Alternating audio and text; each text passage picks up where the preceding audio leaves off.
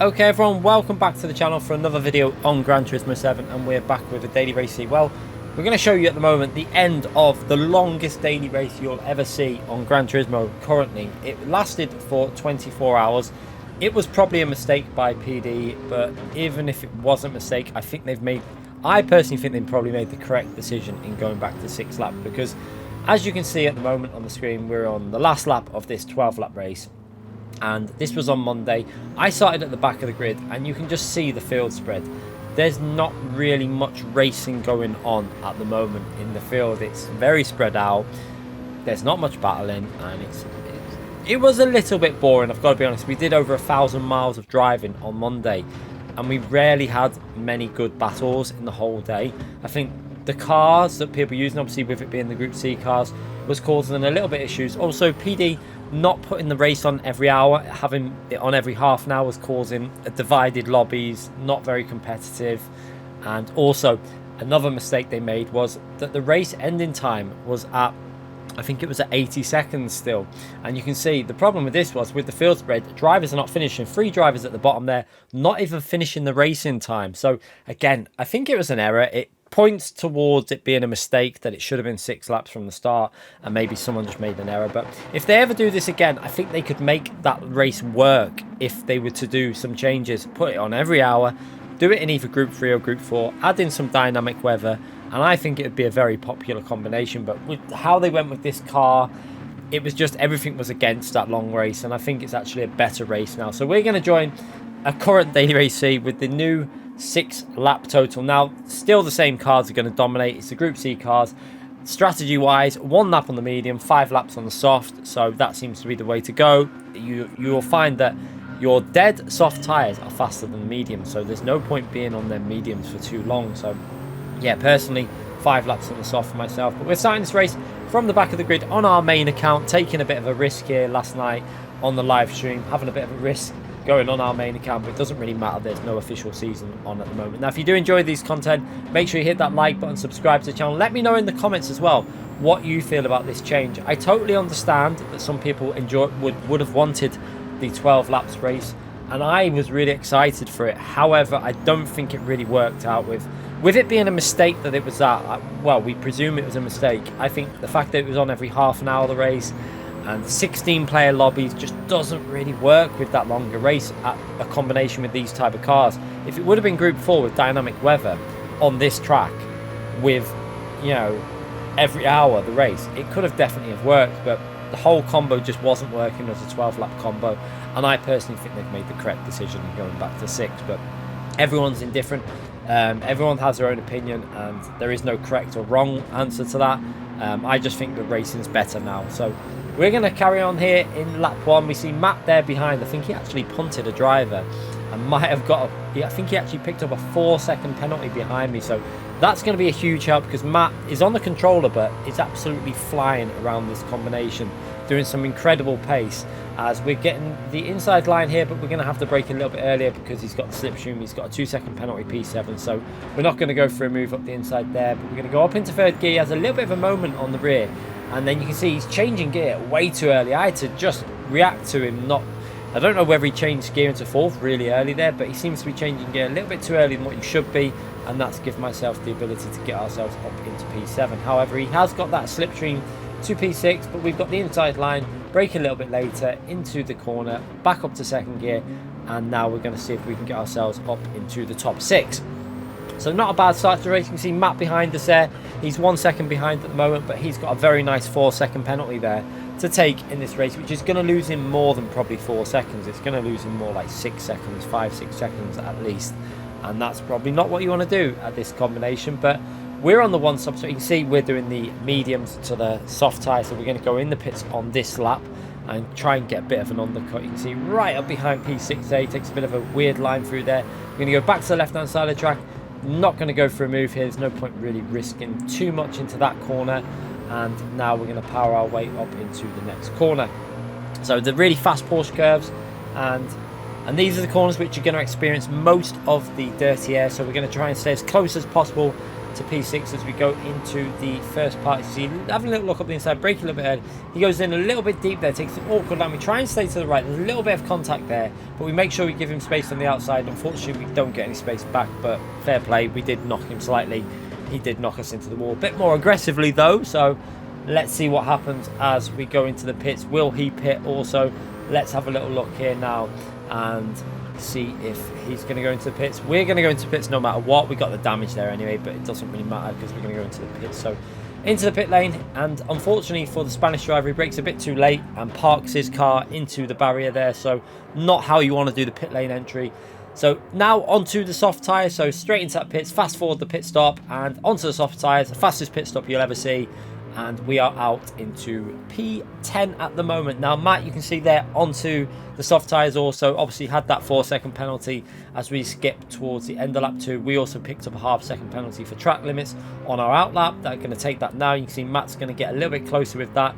He's probably going to get within about 2 seconds. So, yeah, Matt right up behind us. Now, the car in front picked up a penalty also, but we're not going to get close enough to overtake that car there. So that's going to mean Matt's going to get right behind us as we lose a little bit of pace through this section. You can see the car just does not want to turn in when you're following another car through here. So just being very patient. Not much you can really do. You just got to try and be very patient on the throttle and just let the car rotate really, and just try your best to keep it on the track and not pick up understeer and get a penalty, which nearly happened there. But you can see Matt 1.2 seconds now behind us, and a few more cars have gone into the pits from the top positions now. So they've gone for 2 laps. Now this is going to show you why the 2-lap strategy just doesn't really work going on the medium tyres, because you just lose too much time. The soft tyres are so much faster. Even when the rears are completely dead, the soft tyres can match the mediums anyway. So there's no real benefit of doing 2 laps on the mediums. You may as well just do the 1 lap on the medium and 5 laps on the softs. We've got a massive undercut over them there and up into P5. Now we've just got to try and stay as close as we can to P4 to pick up that slipstream for the main straight. Now we're skipping on a little bit further on in the lap. You can see we've managed to get in that slipstream and we're getting dragged along, and we're going to be able to have a look at an overtake. So have a little look up the right hand side. Not really on for an overtake at this point, so brake nice and early. Unfortunately P4 brakes a little bit too late there. He's going to go into the gravel, and that's going to give us a nice position up into P4. So yeah, now we've got P3 and we've got the podium in sight, and we've also got the top 2 drivers that haven't pitted yet. So we know technically we are probably battling for a win in this race, as that driver is going to take a penalty, and that should be a free position there as we power up behind him, use a bit of slip for extra speed. And you can see Matt behind there, I think, also picked up a penalty, so that's going to put Matt a few cars back. So really helpful of Matt to give me the extra bit of help there by picking up another penalty, because Matt is so quick around here. Don't really stand a chance against him unless he picks up penalties. But at the moment, this race is going quite well for us. We're up into P3. Top 2 drivers have not pitted yet, and the pit lane loss is more than what the gap is. So we know technically now I am in P1, and it's just about trying to hold on to this position and try not to pick up penalties on this combination, which is not as easy as it may sound. It's very difficult to drive this combination while trying to push, especially in a car like this, the Group C cars that don't have massive downforce. Most of their pace around here comes from purely acceleration. So skipping to lap 5 now, and you can see that P1 there still hasn't pitted. We're into P2 in the race, and we got a yellow flag, so it looks like P1 has had a bit of an incident. Matt's 1.5 seconds behind me. He's managed to catch that right up and get right behind us. Now as we come through here, you can see gaining massively on P1, so he's probably got completely dead tyres and struggling. But yeah, maybe he's just trying to get on the power a bit too early, because you still have the grip. I mean, our tyres on the rear there are nearly gone completely, and on the last lap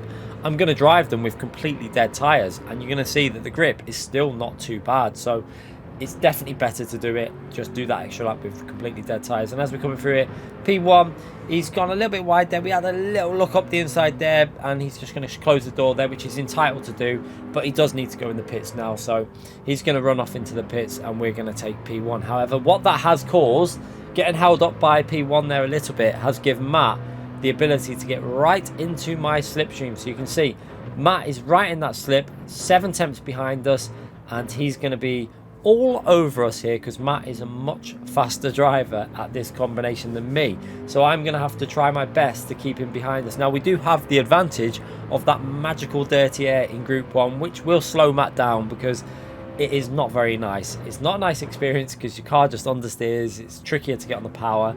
And as we come through here, we do manage to hook that up quite nicely considering them rear tyre. The rear left is completely gone now. So you can see now, this whole lap is going to be driven with no rear left tyre with grip. However, it actually still grips. It is kind of a bug at the moment on this game. I do think it needs kind of patching with the tyre model because it doesn't feel right that you should be getting so much grip out of a tyre that's apparently lost all tread on it. So let me know again what your opinion is of the tyre model. I think when your tyres get to that point, they should either pop or there should be some sort of like, you know, puncture, or it should lose more speed. I think at the moment it kind of it's having an influence on strategy because most people now are saying, right, I'll just go with the extra lap with their tyres because you know you're still going to... I mean, we're going purple through that sector.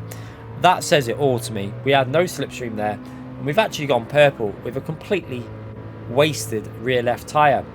And that rear left tyre is used quite a bit on the first sector, so it does show you there is a problem with the game. But Matt, you can see they're struggling when in the corners behind us because he's obviously picking up that dirty air.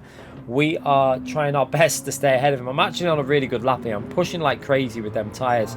And I tend to drive better under like high pressure situations like this. When I know I've got a push and when I know I've got a fast driver near me, I tend to drive a lot better than what I do if I'm just, you know, cruising around in a live stream and working our way through traffic. In this situation, this is where I drive better. And at the moment, we're still purple with that tyre like that. Now into this right hand corner, braked a little bit late there, but just about managed to square it off and get on the power. However, I missed my gear shift, second to third gear, and you can see Matt has just gained 3 tenths on us just because of the gear shift pretty much.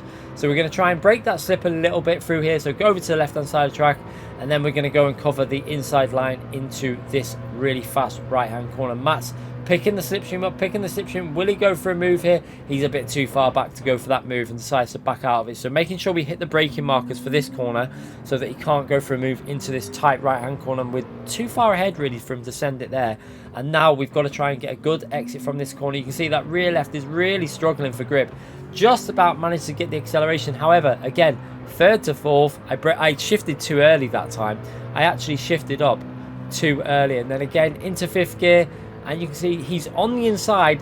Look in the bottom right hand corner, you can see on the replay he's on the inside. However, we managed to say just about send it round the outside there and hold on to the lead in this race. And that is pretty much going to be it, because once we're through here, he's going to be suffering because he's not going to get the aero that we've got.